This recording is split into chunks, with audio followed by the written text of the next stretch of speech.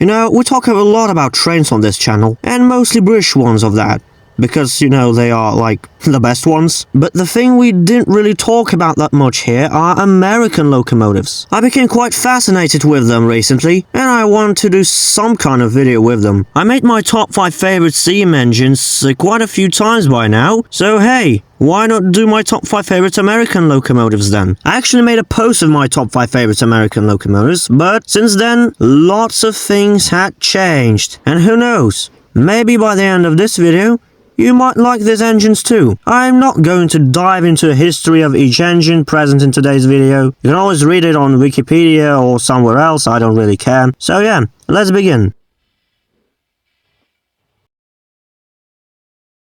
Union Pacific 9000 class. You all saw that coming from a mile away. It's no surprise to anyone, I guess. I mean, who doesn't love 9000? 412 too. This is a unique wheel arrangement. They're even nicknamed the Union Pacific type. Not to mention that some are fitted with Gresley conjugated valve gear. Unlike the engine itself, its history is really nothing special. Built by Alco for Union Pacific between 1926 and 1930 to pull more freight faster, to replace weaker and slower engines. Just like basically any other steam locomotive. In other words, absolutely love the 9000. Very unique engines, unique wheel arrangement, unique features like the Gresley valve gear, 3 cylinders, and maybe something else. I don't really learn that much about them.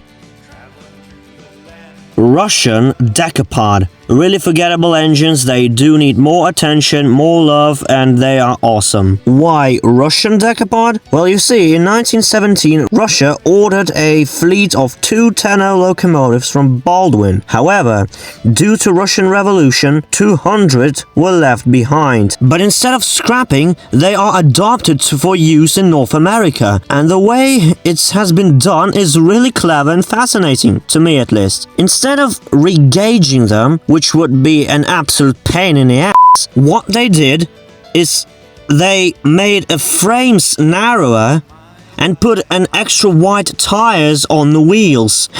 In conclusion, Russian decapods are super cool, fascinating history, and they are deserve more attention. Please love the Russian decapods.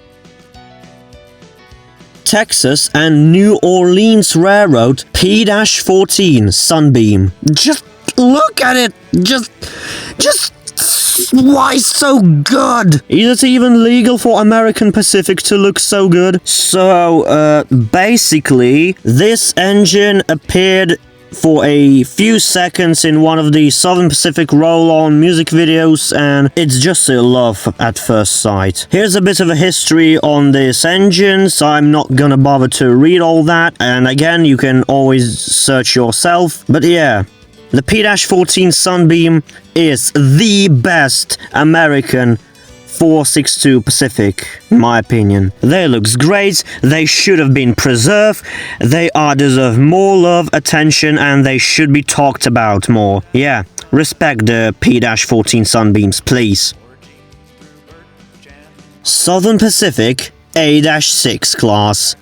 I have a confession to make. I have a weakness, and that weakness is American Atlantics. Come on, tell me, what could be better than American Atlantic? Well, the schools class, of course, but we're not talking about it today. The only problem I have with A-6 is that there is almost zero information about them. I almost know nothing about these engines, which is a real shame. The only information I could get is that there are 4 of them existed. They are rebuilt from A-3 class. 2 were rebuilt in 1927 at Sacramento, the other 2 in 1928 at Los Angeles. That's all I know. But it doesn't matter, look at the cab, look at that cab! So yeah, A-6, absolutely magnificent engines, and they should be remembered. Before number 1, here's some honorable mentions. Union Pacific Light Challenger. Prefer these over heavy Challengers any day. They look much better. New York Central J-1 Hudson.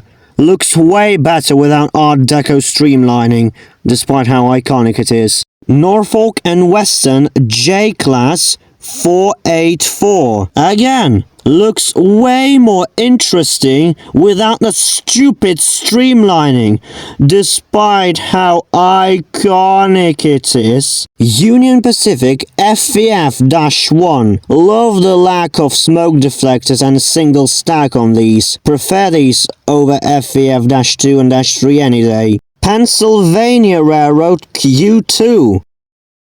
4464.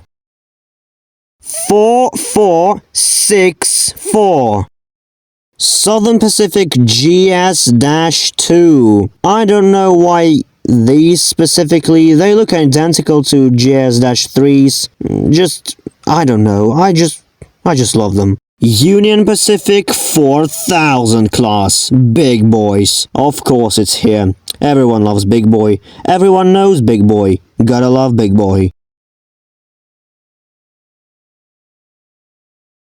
Norfolk and Western J-Class 442. Okay, let's leave out the fact that this is American Atlantic, so we all know its peak. I love elegant looking engines. Most of the time American locomotives is far from that, we all understand it. But look at this thing! It looks magnificent! Outstanding! Absolutely gorgeous! Don't even try to argue that this is not the best thing you ever seen. No, this is the best thing you ever seen. Say that out loud right now! 7 of these guys were built in 1903 by Baldwin for Norfolk and Western Railway. They are basically the replacement for the 1879 440 J-Class, the first J-Class, which is retired in the 1900s, which left the J-Class designation available for reuse on these engines. At one point, I assume by the end of their working lives, they are rebuilt, aka modernized, and you know what? They look even better like that. Try to argue. So unfortunately, these engines are retired between 1931 and 1935, once again leaving the J-Class designation available. Geez, I wonder which engine took that classification.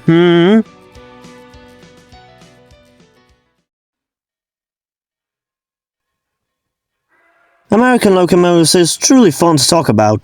I've never actually been a stranger to them. I always like them. They're just, you know, too brutal maybe, for my liking. Or maybe just too boring in appearance, okay, most of them. Perhaps that's why I'm not talked about them that lot before. But I'm so happy I did though, because they are super cool and awesome. What is your opinion on every engine present in today's video? And what's your favorite American locomotive? Leave it in the comments down below. Goodbye.